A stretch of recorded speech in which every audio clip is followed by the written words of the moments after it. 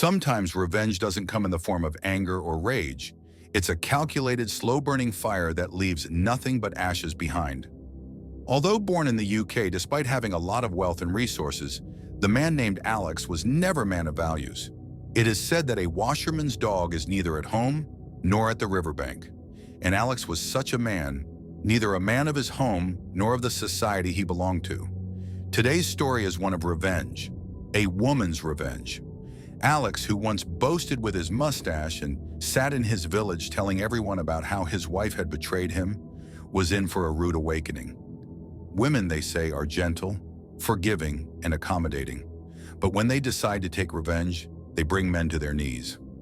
Usually, 99% of women in our society tolerate and forgive. However, some women, like the one in today's story, know how to take their rights back and make men regret their actions. This story was shared with me by a woman who took such revenge on her husband that he would remember it for the rest of his life. The woman's name was Sarah, and she had a story to tell that would be written in the history of her revenge. About 5 days ago, I received a call from the UK.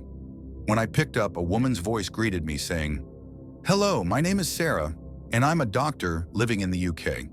I would like to share a story with you." I told her to go ahead. She continued, "I am born in Britain, and my father runs a chain of restaurants. I never lacked anything. My parents raised me with love, and I became a doctor.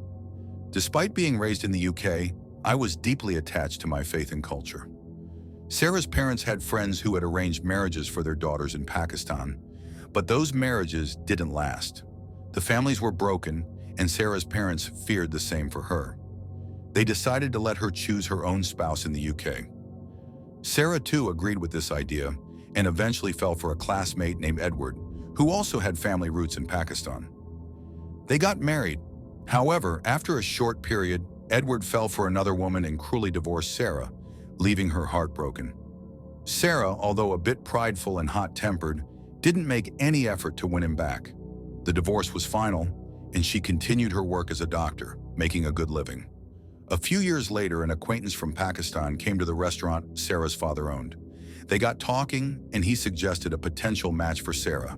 This man, named Robert, came from a wealthy family in Pakistan with land and properties. Despite his strict personality, his family was well off, and he seemed like a suitable match. Sarah's parents agreed, and soon after, they arranged for Robert and Sarah to meet. After several discussions, Robert proposed marriage to Sarah, and she agreed. They had a grand wedding in Lahore. However, shortly after the wedding, things took a strange turn. At the wedding, Robert insisted that Sarah swear an oath on the Quran that she had never been involved with any man before, despite her past marriage. He even tried to belittle her, making her feel uncomfortable. Sarah, feeling embarrassed but trying to keep peace, swore that she had never been involved with anyone else, although she knew this to be untrue. They spent the first few days of their marriage happily, but then Robert's true nature began to show. Robert, under the guise of caring for Sarah, began to exhibit controlling behavior. He insisted that Sarah buy him a car, and when she did, he asked her to register it in his name, which she did out of love and trust. But things only got worse.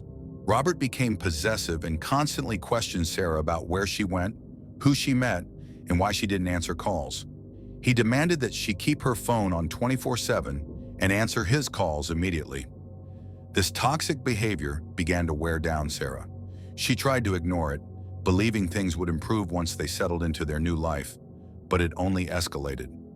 Robert continued to refuse to share important documents, such as their marriage certificate, and took money from her for a car, but never repaid her. Finally, Sarah realized she had had enough. She became depressed and felt trapped. She remembered what his aunt had said at their wedding about his family being poor and untrustworthy. Eventually, she reached out to his aunt and learned that Robert's family had been struggling financially for years. Sarah then devised a plan to take revenge. She used all the information she had gathered to expose Robert for who he truly was. She had enough of his manipulation, and she made sure he would never forget the price of his actions.